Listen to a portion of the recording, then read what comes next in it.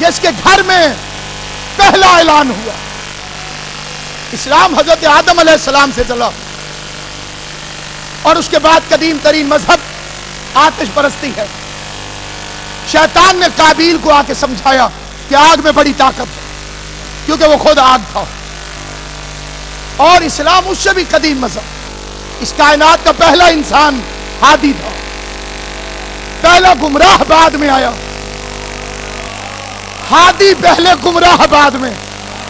پہلا گمراہ کون ہے؟ قابیل. پہلا ہادی کون ہے؟ آدم. اس نے قابیل کو بھی ہادی کے بغیر نہیں چھوڑا، تو مصطفیٰ کے بعد قیامت تک امت کو ہادی کے بغیر کیسے چھوڑ سکتا؟ پہلا اعلان ہوا چاہتا ہے.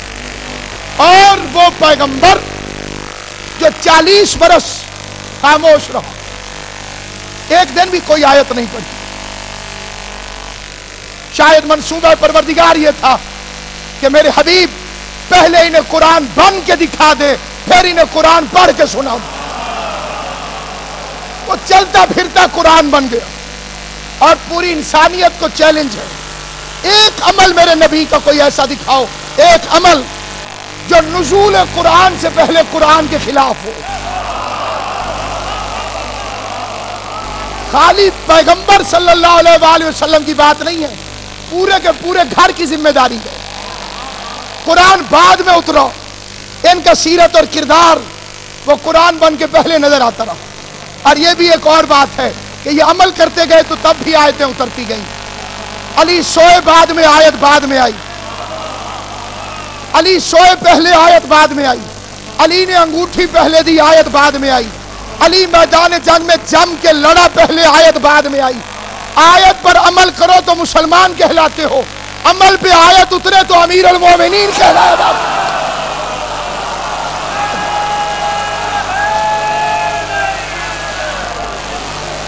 یہ بولے تو قرآن بنتا ہے، آل محمد چلے تو قرآن بنتا ہے، آل محمد سو جائیں تو قرآن بنتا ہے، آل محمد خیرات دیں تو قرآن بنتا ہے. ایک عمل نہیں، ایک عمل جو قرآن نے بعد میں منع کیا ہو اور ان میں پہلے پایا جاتا ہے.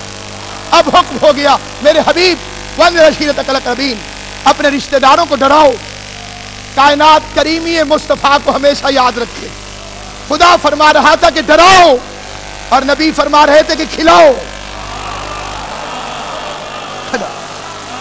خدا نے فرمایا کہ ڈراؤ اور میرے نبی کا پیغام تھا کہ کھلاؤ. کہ پہلی دعوت دینے کے لیے کون گیا؟ ابو طالب کا بیٹا علی. دونوں بھائی مشن رسالت کے شریک ہیں. علی شریک کے منصب رسالت نہیں ہے، لیکن رسالت کے مشن کا شریک ہے.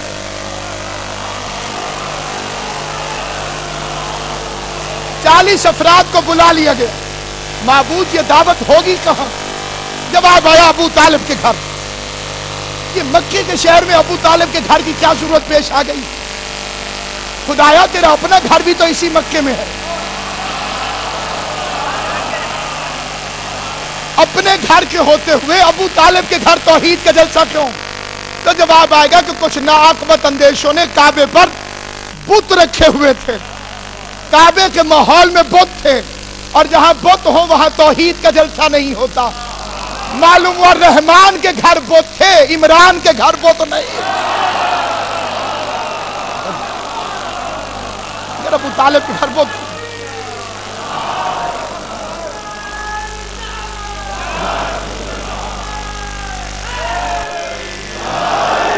کسی منزل پر پہنچنے کے لیے، کسی منزل تک پہنچنے کے لیے نہایت توجہات چاہتا ہوں. سامعین گرامی قدر، اب دعوت ہوگی تو شریفوں کے گھروں سے بغیر کھائے کوئی جا تو سکتا نہیں. خدایا تو نے تو بڑے بڑے لوگوں کی دعاؤں کے بدلے میں پکے پکائے کھانے نازل کیے.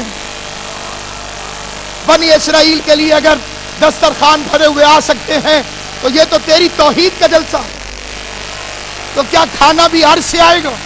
جواب آیا وہ انتظام بھی ابو طالب کریں گے تاکہ پہلے دن میں عمران کے گھر کا نمک کھلا دوں.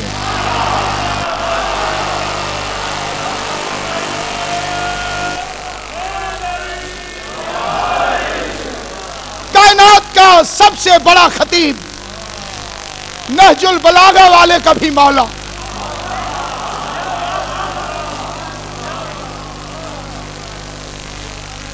جس کے لیے ابو طالب کا بیٹا نہج البلاغہ میں کہے مجھے نبی نے ایسے علم دیا جیسے کوئی پرندہ اپنے بچوں کو دیتا۔ کائنات کہاں سمجھے کہ علی نے کیا فرمایا، کسی اور کی مثال نہیں دی پرندے کی۔ باقی جنسیات بھی اپنے بچوں کو کھلاتی ہیں لیکن پہلے خود کھاتی ہیں، اور وہ مختلف تبدیلیوں کے بعد دودھ بنتا ہے اور پھر بچے کے پاس جاتا ہے، لیکن پرندہ اپنی چونچ سے لیتا اور ویسے ہی آگے دے دیتا ہے۔ انہوں نے مجھے ایسے علم، اس لیے کہ علم نہ ہو تو جہالت پھیلتی ہے، جہالت ہو جائے تو پھر جھگڑے ہوتے ہیں، اور جھگڑا ہو جائے تو معاشرے میں دہشت گردی پھیل جاتی ہے۔ اس لیے علی تاریخ نہیں مذہب ہے۔ آپ تاریخ کو چھوڑ سکتے ہیں، مذہب کو نہیں چھوڑ سکتے۔ زمانہ رسول میں امیر المومنین کی حیثیت کیا تھی دربار پیغمبر کے اندر، زمانہ رسول کے بعد علی کی حیثیت کیا تھی؟ ایک صحابی نہیں جن کے پاس علی مسئلہ پوچھنے گئے ہوں، اور کوئی صحابی نہیں جو علی کے پاس مسئلہ پوچھنے کے لیے نہ آئے۔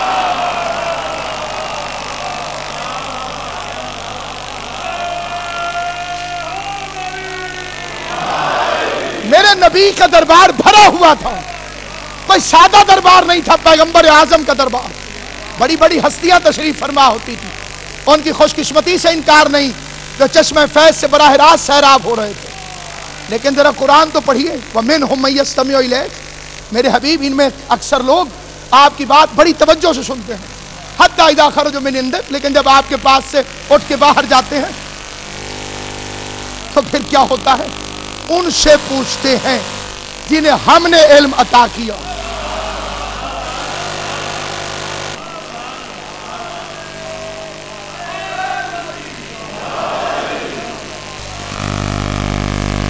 قالوا للذین اوتوا العلم، دربار پیغمبر میں پیغمبر کے علاوہ کچھ ایسی ہستیاں موجود تھیں جنہیں خود خدا نے علم دیا۔ کیا پوچھتے ہیں ان سے؟ ماذا قال آنفا، ابھی رسول کیا کہہ رہے تھے؟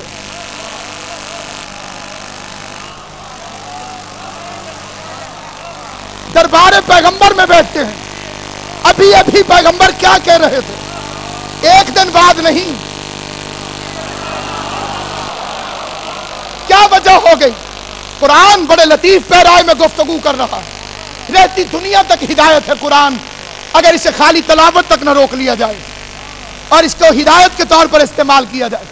تین وجوہات ہو سکتی ہیں کسی کے ایسا پوچھنے کی۔ پہلی بات، اس نے توجہ سے نہیں سنا، اس لیے اس نے پوچھا کہ ابھی کیا کہہ رہے تھے۔ دوسری بات، سمجھانے والا سمجھا نہیں سکا۔ پہلی بات کو میں اس لیے نہیں مانتا کہ قرآن نہیں ماننے دیتا، استمعوا نہیں یستمعوا، غور سے سنتے تھے۔